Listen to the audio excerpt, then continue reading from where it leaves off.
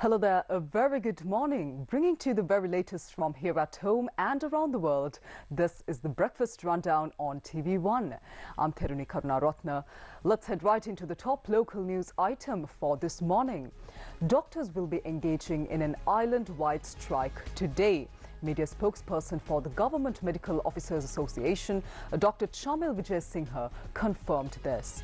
Meanwhile, police said that operations are ongoing to arrest the suspect who assaulted a female doctor at the Anuradhapura hospital, adding that he has by now been identified. Police also said that the Sri Lanka Army as well as the Police Special Task Force are involved in this operation to apprehend the suspect.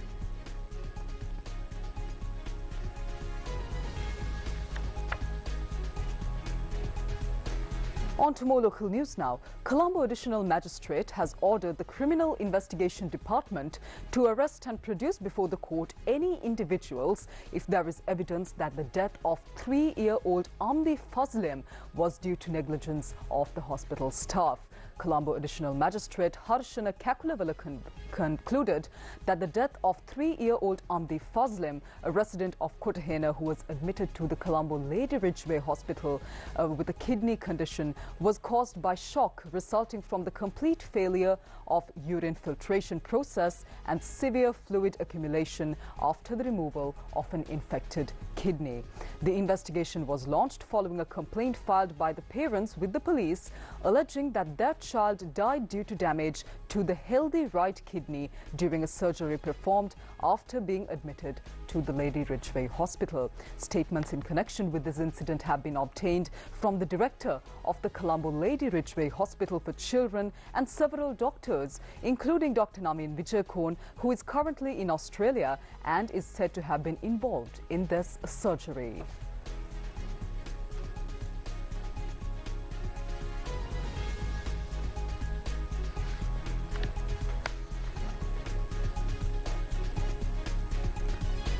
Meanwhile, now police say that firearms and ammunition found buried in the land belonging to former provincial council member Sanjay Sirivardhana in Attanagalla will be sent to the government analyst. Yesterday, a T-56 firearm, 2 magazines, 130 rounds of ammunition and a 12-bow firearm with 6 rounds of ammunition were discovered buried on this plot of land. Former provincial councillor Sanjay Sirivardhana was arrested yesterday in connection with this incident.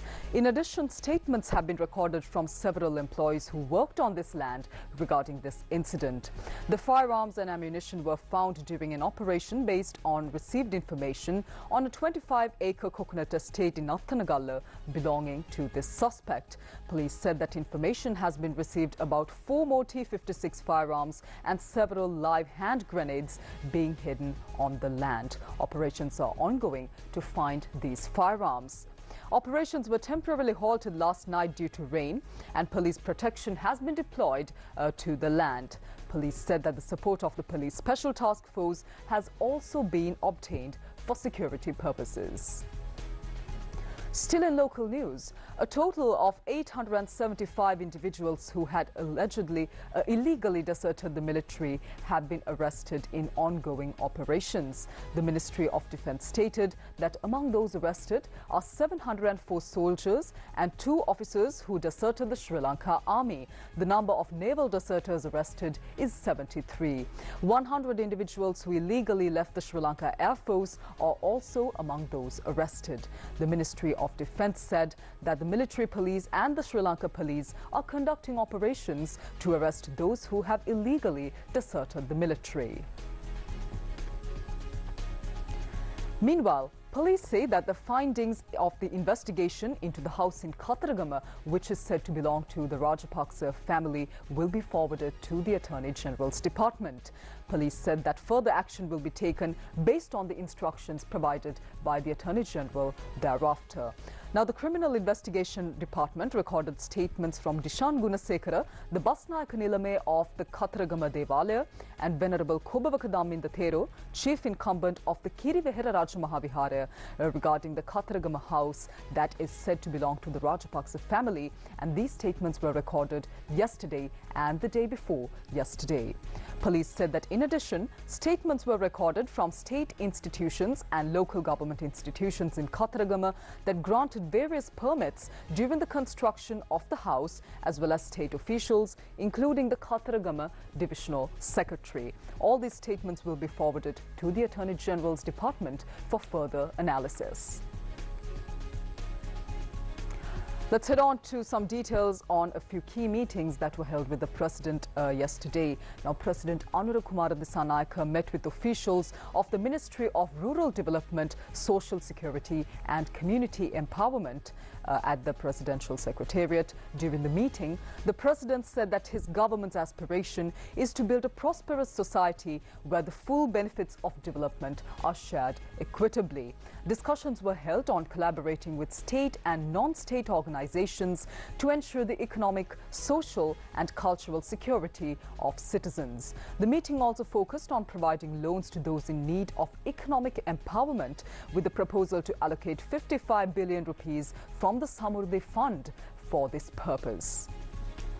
And another meeting between President Anuradhapura and officials of the Excise Department was held yesterday, also at the Presidential Secretariat.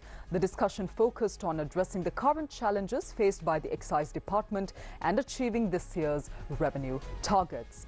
A key point of the discussion was the integration of the department's operations with the Inland Revenue Department to enhance efficiency and fairness in tax collection processes. Attention was also drawn to the efficient and effective regulation of alcohol and other approved intoxicants within the country to support economic growth.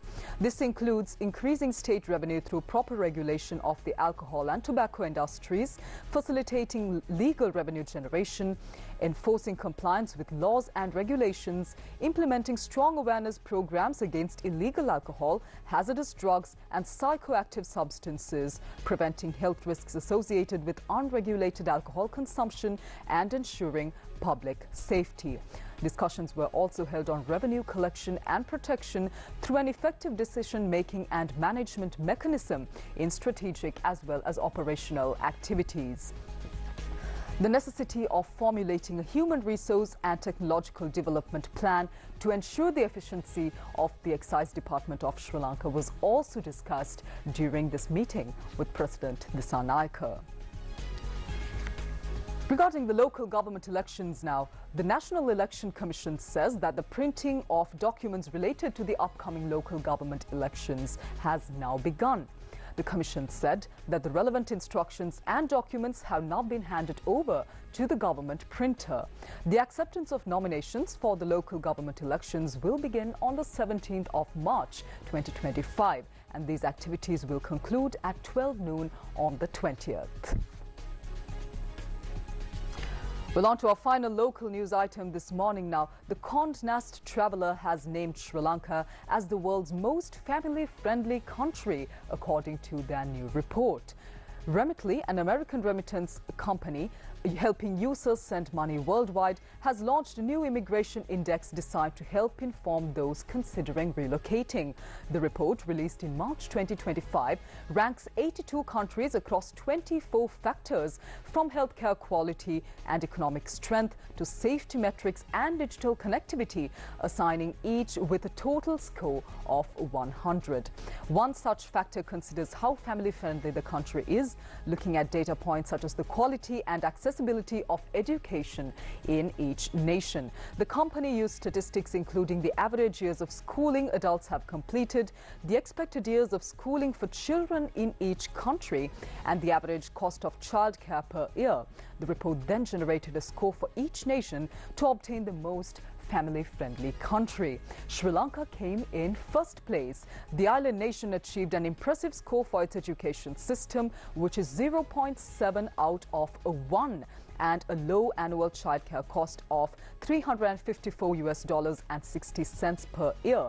and compared to the $16,439 in the United States, which is ranked in 10th place. Now, these are the most family-friendly countries in 2025. In 10th place is the United States. In 9th place, Australia. 8th place goes to Denmark. In 7th place is Finland. 6th place goes to Germany. In 5th place is Iceland. In 4th place, New Zealand. In 3rd place, Norway. In 2nd place, Sweden.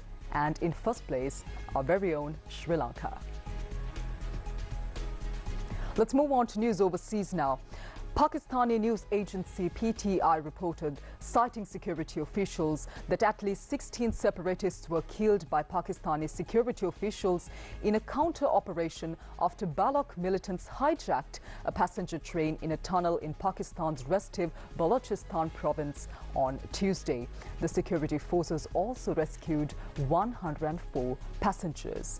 However, the death toll on the side of the security forces was not confirmed.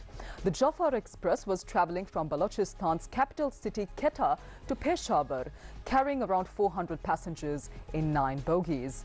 Armed men intercepted the train in a tunnel near the mountainous terrain of Guladar and Pirukundre on Tuesday afternoon. The Balochistan Liberation Army, or BLA, later claimed responsibility for this attack. Security sources confirmed that in ongoing gun battles with the militants, they managed to rescue 104 passengers, including women and children. Some militants have taken hostages into the mountains, with security forces chasing them in the dark. Pakistan Railways recently resumed train services between Quetta and Peshawar after a suspension of more than a month and a half. And earlier in November last year, a suicide bomber killed 26 people and injured 62 others at the Quetta railway station, after which several services were suspended by the railways.